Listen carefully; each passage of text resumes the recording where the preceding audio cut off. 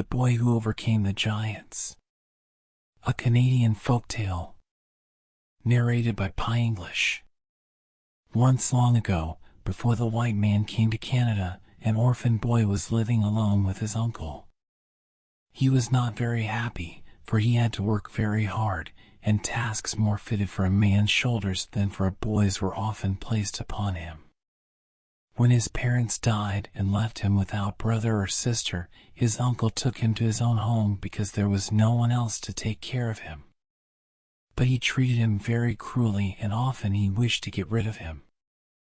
It mattered not how well the boy did his work or how many fish and animals he caught, his uncle was never satisfied, and often he beat the boy harshly and with little cause. The boy would have run away, but he did not know where to go, and he feared to wander alone in the dark forest. So he decided to endure his hardships as best he could. Now it happened that in a distant village near the sea there lived a chief who was noted far and wide for his cruelty. He had a wicked temper, and he was known to have put many people to death for no reason whatsoever. More than all else, he hated boastfulness, and he had scanty patience with anyone who was vain of his own strength. He pledged himself always to humble the proud and to debase the haughty. The boy's uncle had heard of this wicked ruler, and he said, "Here is a chance for me to get rid of the boy. I will tell lies about him to the chief." It chanced just at this time that 3 giants came into the chief's territory. Where they came from, no man knew, but they dwelt in a large cave near the sea, and they caused great havoc and destruction in all the land. They ate up great stores of food, and all the little children they could lay their hands on. The chief used every means to get rid of the giants, but without success. Night after night his best warriors went to the cave by the ocean to seek out the giants, but not a man returned. A piece of birch bark bearing a picture of a warrior with an arrow in his heart, found the next day at the chief's door, always told him of the warrior's fate. And the giants continued their cruel work, for no one could stop them. Soon all the country was in great terror. The chief wondered greatly what was to be done. At last he thought, "I will give my daughter to the man who can rid me of these pests." His daughter was his only child, and she was very beautiful, and he knew that many suitors would now appear to seek her hand, for although the task was dangerous, the prize was worthwhile. When the wicked uncle in the distant village heard of it, he thought, "Now I can get rid of the boy, for I will tell the chief that the boy says he can kill the giants." So taking his nephew with him, he went to the chief's house and begged to see him. "Oh, chief," he said, "I have a boy who boasts that before many days have passed he can free your land from the giants." And the chief said, "Bring him to me." The man said, "Here he is." The chief was surprised when he saw the small boy, and he said, "You have promised that you can rid my land of giants. Now we shall see if you can do it. If you succeed, you may have my daughter. If you fail, you will die. If you escape from the giants, I will kill you myself. I hate vain boasters, and they shall not live in my land." The boy went and sat by the ocean, and cried as hard as he could. He thought that he would surely die, for he was very small and he had no means of killing the giants. But as he sat there, an old woman came along. She came quietly and quickly out of the gray mist of the sea. And she said, "Why are you crying?" And the boy said, "I am crying because I am forced to attack the giants in the cave, and if I cannot kill them I shall surely die," and he cried louder than before. But the old woman, who was the good fairy of the sea, said, "Take this bag and this knife and these 3 little stones that I will give you, and when you go tonight to the giant's cave, use them as I tell you, and all will be well." She gave him 3 small white stones and a small knife, and a bag like the bladder of a bear, and she taught him their use. Then she disappeared into the gray mist that hung low on the ocean, and the boy never saw her again. The boy lay down on the sand and went to sleep. When he awoke, The moon was shining, and far along the coast in the bright light he could see an opening in the rocks which he knew was the entrance to the giant's cave. Taking his bag and his knife and the 3 little stones, he approached it cautiously with a trembling heart. When he reached the mouth of the cave, he could hear the giant snoring inside, all making different noises, louder than the roar of the sea. Then he remembered the old woman's instructions. He tied the bag inside his coat so that the mouth of it was close to his chin. Then he took one of the stones from his pocket. At once it grew to immense size, so heavy that the boy could scarcely hold it. He threw it at the biggest giant with great force, and it hit him squarely on the head. The giant sat up staring wildly and rubbing his brow. He kicked his younger brother, who was lying beside him, and said in great anger, "Why did you strike me?" "I did not strike you," said his brother. "You struck me on the head while I slept," said the giant, "and if you do it again, I will kill you." Then they went to sleep again. When the boy heard them snoring loudly again, he took a second stone from his pocket. At once it grew great in size, and the boy hurled it with great force at the biggest giant. Again the giant sat up staring wildly and rubbing his head. But this time he did not speak. He grasped his axe, which was lying beside him, and killed his brother with a blow.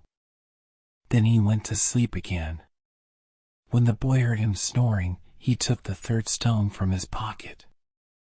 At once it grew to great size and weight, and he hurled it with all his force at the giant.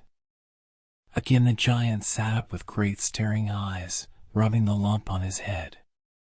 He was now in a great rage. "My brothers have plotted to kill me," he yelled, and seizing his axe he killed his remaining brother with a blow.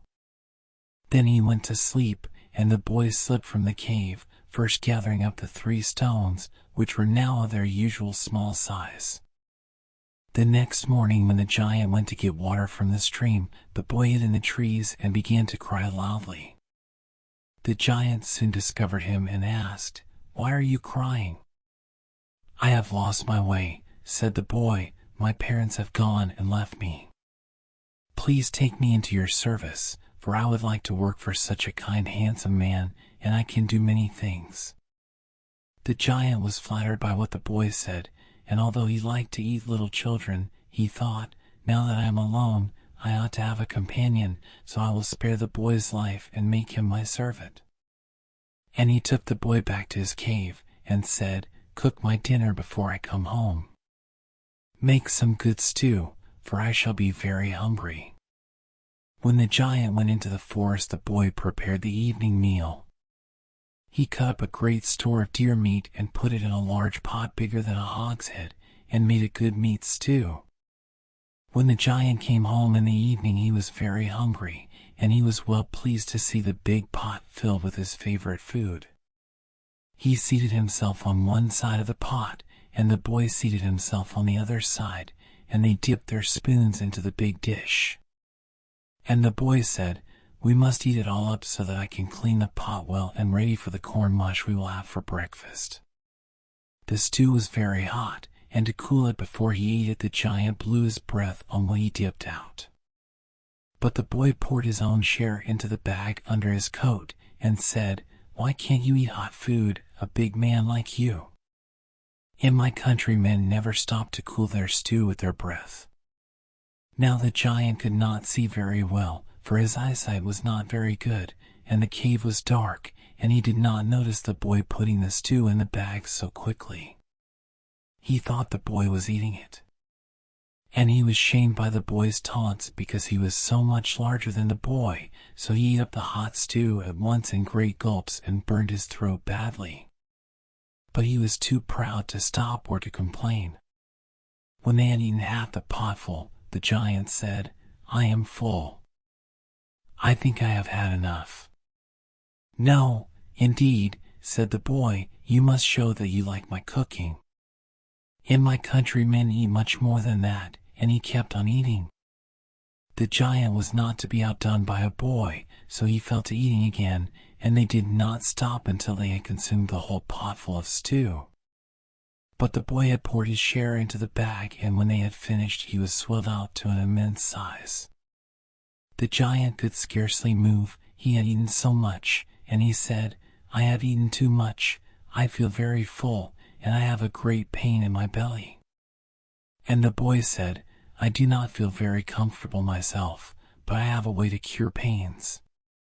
So saying, he took his little knife and thrust it gently into the side of the bag, and the stew oozed out, and he was soon back to his normal size.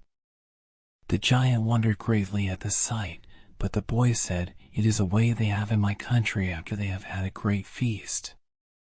"Does the knife not hurt?" asked the giant. "No, indeed," said the boy, "it brings great relief." "My throat is very sore," said the giant, for the hot stew had burned him.